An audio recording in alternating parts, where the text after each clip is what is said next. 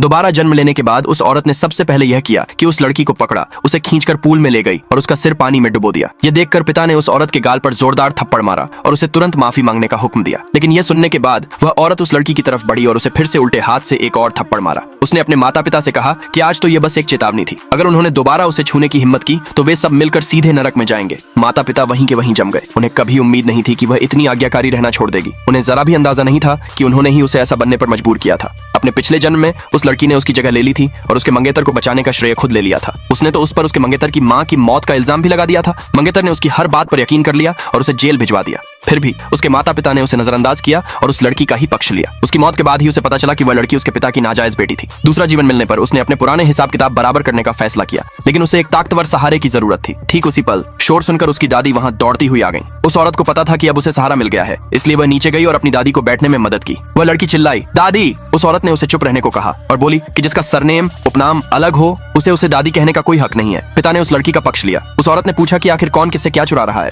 फिर उसने अपनी दादी से माफी मांगी और कहा कि उस लड़की ने ही पहले उसे धक्का दिया था और बात को तोड़ मरोड़ कर पेश किया था। उसने अपनी दादी से गुजारिश की कि वे सही फैसला करें। दादी ने तुरंत उस लड़की को चेतावनी दी कि अगर उसने और ज्यादा हंगामा खड़ा किया तो उसे परिवार के नियमों के मुताबिक सजा दी जाएगी। उस लड़की की एक भी शब्द बोलने की हिम्मत नहीं हुई और वह अपनी मां के पास जाकर रोने लगी। मां ने उसे दिलासा देते हुए कहा कि उसके जन्मदिन पर उसकी सगाई का ऐलान कर दिया जाएगा। यह सुनकर वह लड़की खुशी से फूली नहीं समा रही थी। उसे जरा भी अंदाजा नहीं था कि उस औरत का तोहफा तो पहले से ही तैयार था। उस लड़की के जन्मदिन पर नर्सिंग होम से कुछ बुजुर्ग लोग उसे बधाई देने के लिए आए। हर किसी ने उसकी दरियादिली की तारीफ की और बातों बातों में उस औरत को नीचा दिखाया। ये देखकर उस लड़की ने दिखावा करते हुए उस औरत का हाथ पकड़ने की कोशिश की। उस औरत ने जरा सा हटकर खुद को बचा लिया और वह लड़की जमीन पर गिर पड़ी। माता पिता दौड़ते हुए वहां आए और उस औरत पर जोर डाला कि वह उस लड़की से माफी मांगे। लड़की ने दरियादिली दिखाने का नाटक करते हुए कहा कि अगर वह नाखुश है तो उसे मार सकती है। हैरानी की बात यह थी कि उस औरत ने सचमुच उसे थप्पड़ मार दिया। मां ने तुरंत उससे इस बारे में पूछा। उस बुजुर्ग औरत ने भी उस पर गोद ली हुई बेटी को तंग करने का आरोप लगाया, लेकिन उस औरत ने इससे इनकार करते हुए कहा कि वह बिल्कुल भी गोद ली हुई बेटी नहीं है। पूरे कमरे में आरोपों की बौछार हो गई। ठीक उसी पल दरवाजा खुला और मंगेतर अंदर आया। उसने सबसे पहले लड़की को दिलासा दिया, फिर सबके सामने उसे शादी के लिए प्रपोज किया